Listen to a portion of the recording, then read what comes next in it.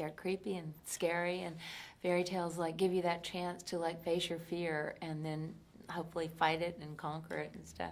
But I loved this fairy tale when I was like 5 years old. You know, I loved the idea of going into the dark woods and, you know, the big bad wolf. And I made my mom make me a cape, you know, so I had to wear it at Halloween and stuff.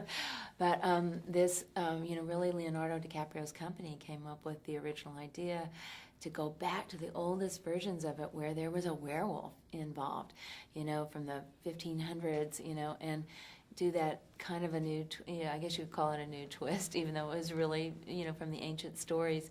And I just loved what they had created, this crazy, mysterious world, you know.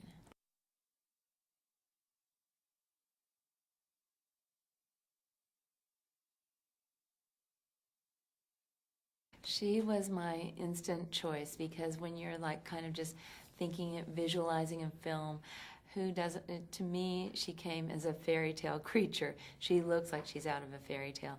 That face, and it's very, you know, she's very capable of conveying all that emotion and the fear and the vulnerability. So I loved Amanda. And then I had to find, you know, how do you balance her? And I like to involve, you know, the leading lady in the casting of the men that she has to interact with. So we had those chemistry reads to see, you know, who did she have sparks with.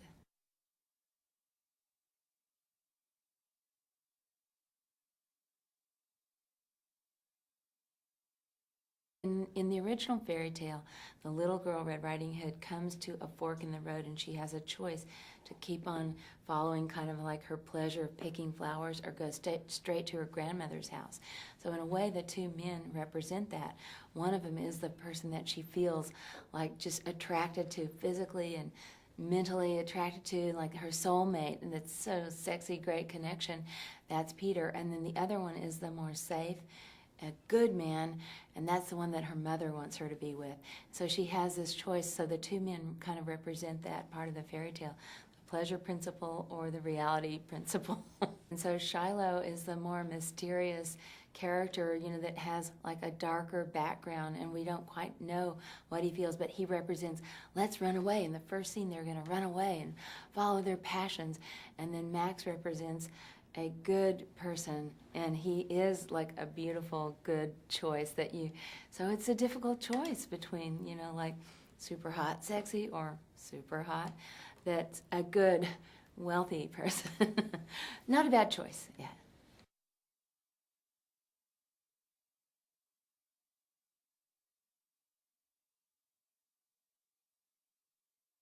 Amanda is just like a ball of fire. She's like a wildcat. She's super funny, sexy, fun, and unpredictable. She'll just do like crazy stuff, but she's like so professional too.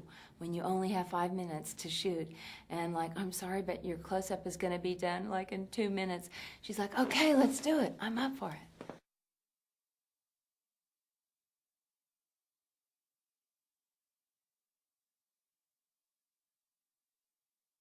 I was so fortunate to work with, you know, one of the two legends. I mean, Julie Christie, Academy Award winning, and just beautiful movies, and still like whip smart and wicked and funny and hot. And Gary Oldman, who's like, you know, we kind of, everybody on the set kind of worshipped him, had a big crush on him, because he's just funny and wicked, but he's so powerful and he's so intense at every moment. When the camera's on him, he's there, and he makes it convincing and believable. You know, even if he's doing a supernatural movie or an extraordinary movie like Harry Potter or Batman or Red Riding Hood, he takes you right there and you're in it with him.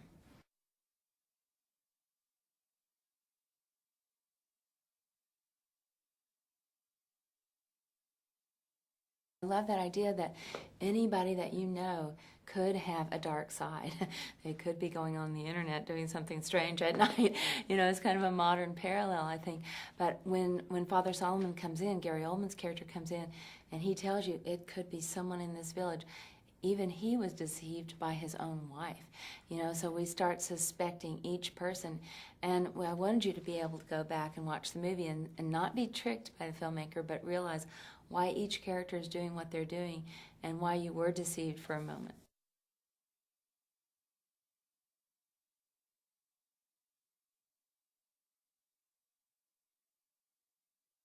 Vancouver is stunning. It's the most beautiful place to be, and you've got all the, the waterways and the whales and the forests, so it was a pleasure to be there.